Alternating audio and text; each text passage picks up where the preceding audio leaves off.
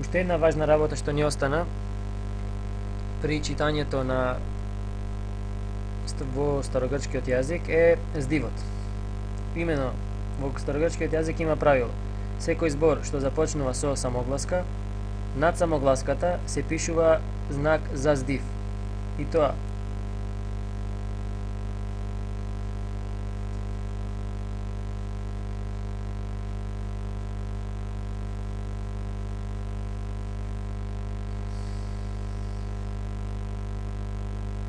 и тој здив може да биде како обратна запирка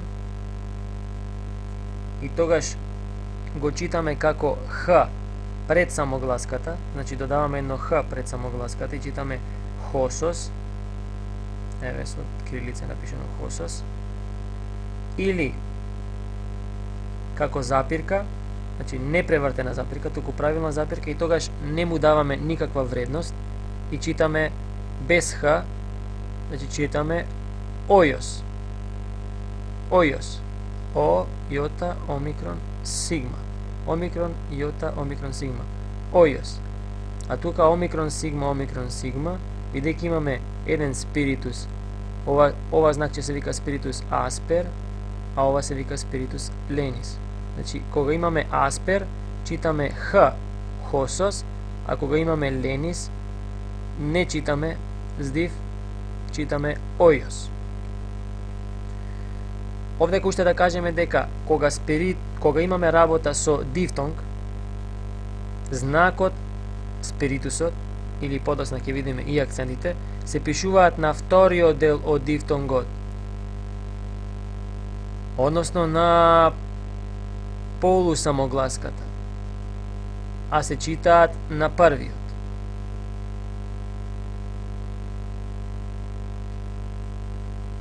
Да видиме во пример.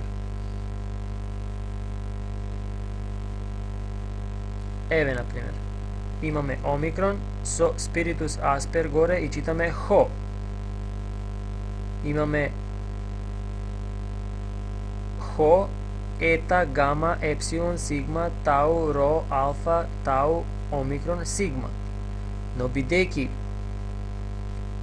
на етата имаме спиритус аспер, пред етата читаме едно Х, значи хегестратос. Хо, хегестратос. Да кажеме уште кога пишуваме голема буква и кога тоа е самогласка, знаците, значи спиритусот или акцентите ги пишуваме пред буквата. Ако ќе имаме работа со мала буква, еве како во хора, спиритусот или акцентите ги пишуваме над буквата. Кога имаме дифтонг, сите знаци ги пишуваме над вториот дел од дифтонг. Во случајов ун, знаците се пишуваат над ипсилонот. Или во случајот над хој.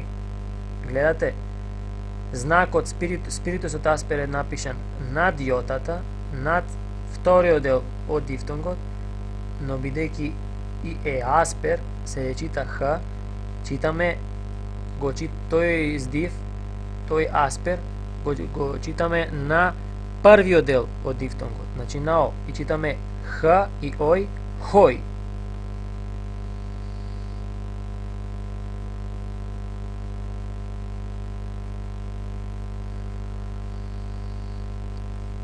Уште ни остана да кажеме нешто и за акцентите, значи во грчкиот јазик имаме 3 акценти.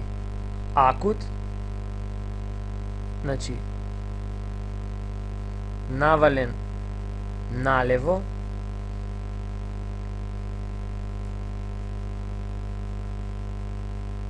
киркумфлекс, еве го, овдека на детата, се пишува како лак, и може да стои само над долги самогласки. И гравис се пишува само во последна позиција, односно на првата самогласка одназад, ако падне акцентот, и е навален надесно.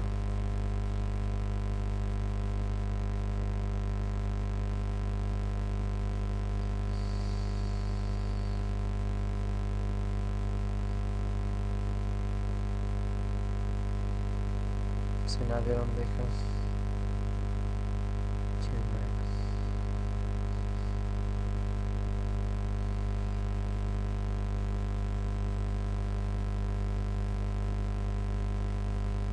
Без разлика, сега во случајов не можам да најдам пример, но грависот е ист како акутот, само акутот е навален налево, а грависот е навален надесно.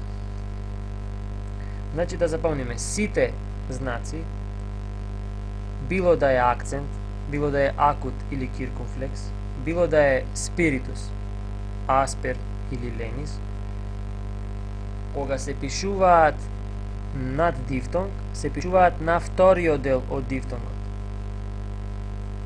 а се читаат на првиот. Еве, имаме дифтонгот алфа ипсилон, треба по правило, значи во наутај морнари, што значи морнари да биде акцентиран дифтонгот, акцентот се пишува на вториот дел од дифтонгот, а се чита на првиот, наутај. Не читаме наутај, туку наутај.